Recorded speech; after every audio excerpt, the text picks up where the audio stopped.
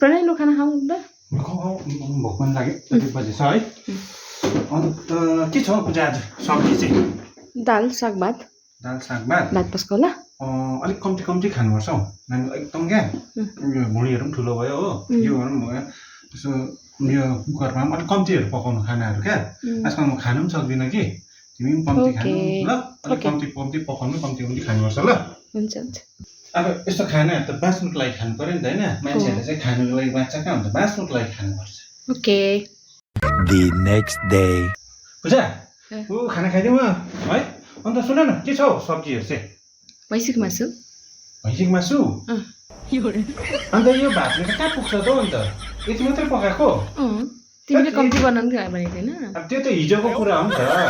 आज त अर्कै हो नि त आज दिनमा काम गरेको हुन्छ बिहानदेखि थाकेर यति भातले कहाँ पुग्छ हौ यो चाहिँ म खान्छु एक कुकर हो तिमी चाहिँ अर्को पकाएर खाऊ ल जिस्केको इस्कुस बनाएको छु